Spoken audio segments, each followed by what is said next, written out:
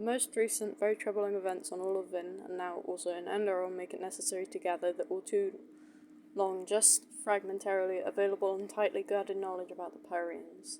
This manuscript shall be a starting point for further research and archaeological projects for the chroniclers of the Holy Order and the mages of Nerim, which is supporting you on the search for insight and answers.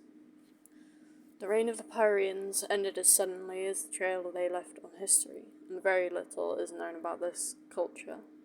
The former global empire which the Pyreans established before the First Age was gigantic, an incredibly big territory proven by the scattering of their remains. The ruins are spread all across Vin, yet they are especially bundled up on a continent, more so than any other. On Enderal exists the highest number of discovered ruins. It's said that the city of 1,000 floods was located here, the biggest city ever built. There's no clear proof of its existence, and nobody knows if such a big city could have possibly been real. However, it is certain that different Pyrean subcultures originated from a main tribe, like on the continents of the present age. Magic crystals, of which there have been a great abundance in the past, were the source of light, heat, and served as propulsion for their first machines.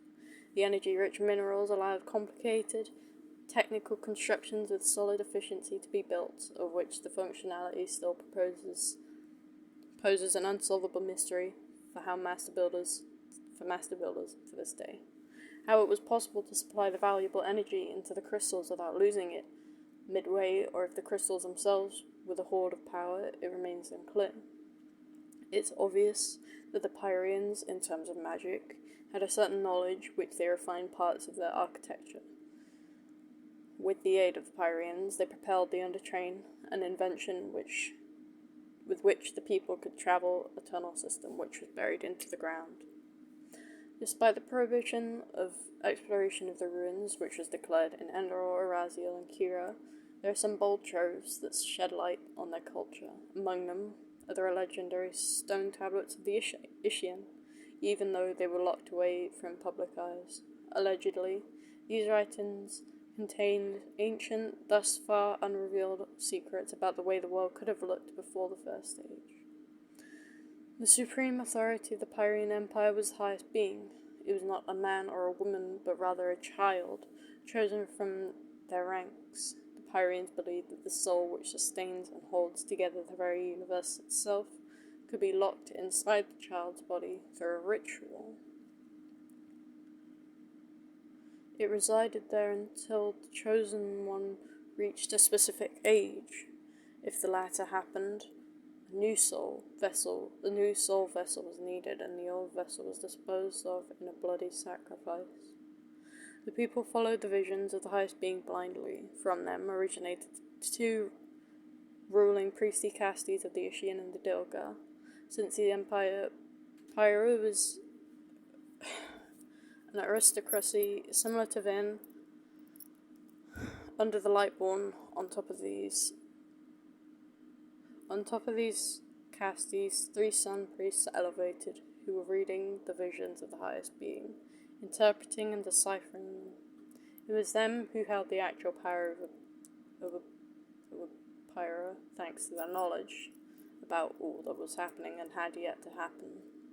A special role was played by the older High Priestess, who seemed to be standing even above the Sun Priests for several years. Her true name was never mentioned in writings. Instead, therein she was called Neri, which in the old language of the Pyreans means as much as mother. This woman is part of many records and statues. Undoubtedly, she accomplished great things, even if it was unknown what it was that helped her achieve her fame. As a family association, the two castes placed immense value on the purity of their blood. Nothing was more important than their own untarnished lineage.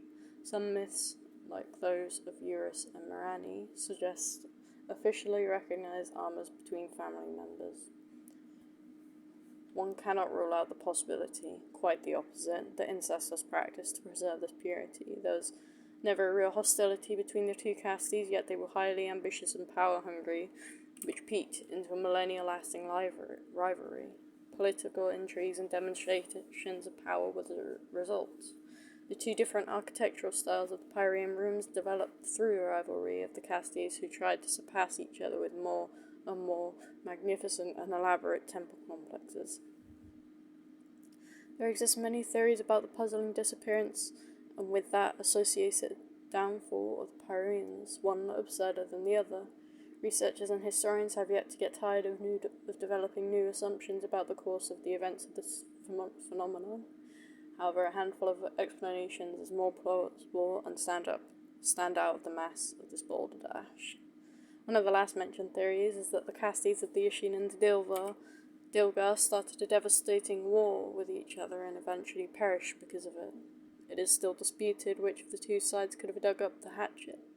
For their mutual massacre and hate, they were hit by the punishment by the gods and their people were doomed. Yet it's rumoured mostly in shady places that this theory was created in pretense to serve political purposes. The conspirators, which are saying these things might have their reasons, however, of all the mentioned notions, this one seems to be the most plausible explanation for the disappearance. Other theories deal with the thought that a magic power of higher origin could have obliterated the Pyreans from the face of Vin. This could also be a possibility, but the existence of a supernatural power capable of annihilating whole peoples and being ill-affected towards life itself has not yet been proven beyond doubt. Therefore, this theory seems to be solely based on the intention to put fear and disturbance into the hearts of people. Nothing more and nothing less. The last explanatory approach brings up a cold-blooded assassin as reason, who murdered every member of both castes by the order of a secret organization to contain the power of Pyreans and to possibly overthrow them. A brutal mass murder to restore the balance appears more believable than a magical cataclysm. However, it is still just speculation thus far as well.